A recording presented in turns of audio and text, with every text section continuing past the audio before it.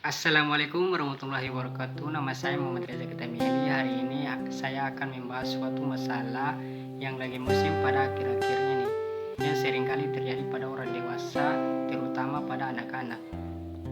Ya, ada yang mengalami gejala mual, muntah, diare ataupun disebut dengan penyakit muntaber.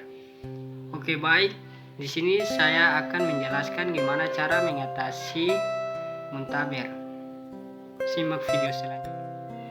Oke, ada yang bertanya apa yang harus dilakukan ketika keluarga, anak, tetangga, saudara mengalami muntaber.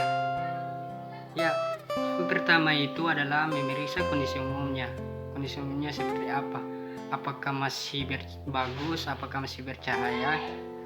Apakah enggak lemas ataukah enggak lemah gitu ya. Ya, yang kedua itu poin utama cairannya.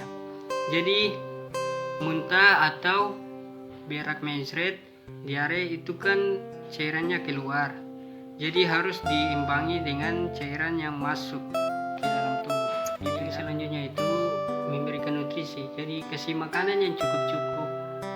Ya, diusahakan ngemil dan berikan minuman itu sedikit demi sedikit, jangan langsung terlalu banyak, bisa terjadi ya.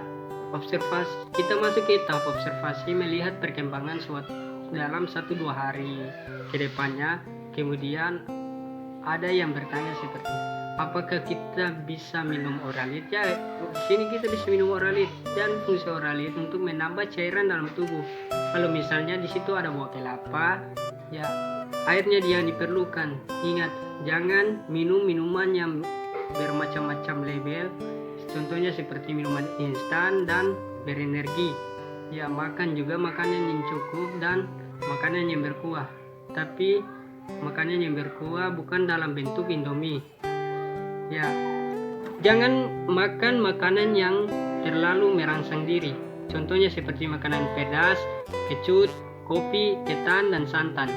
Dan buah seperti apel, pir, jeruk, dan naga. Itu kira-kira seratnya terlalu tinggi.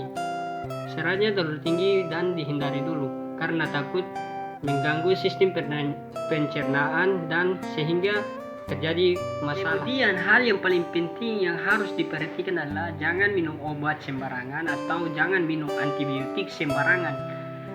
Kadangkala malah bikin daya tahan tubuh menurun dan kedepannya nanti bikin resistensi ke biotik. Jadi harus hati-hati.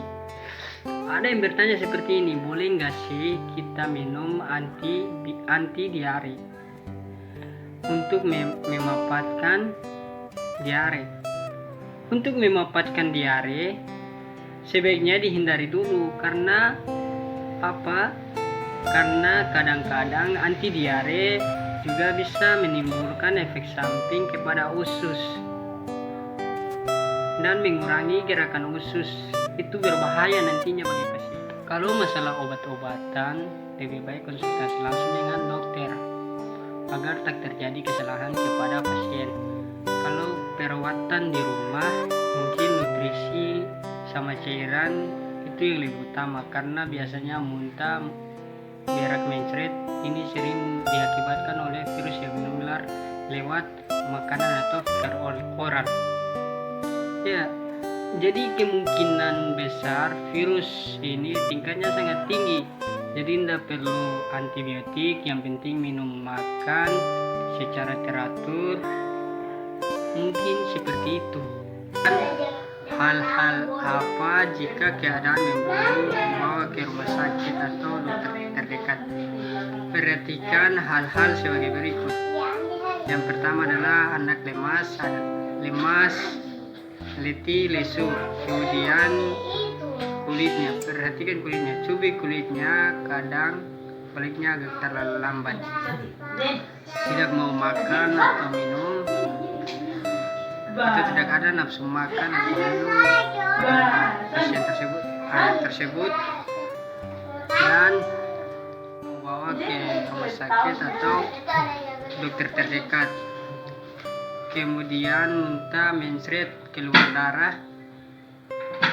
Kemudian hal yang bisa diamati lagi adalah urinnya. Cek pipisnya berapa kali dia pipis, terus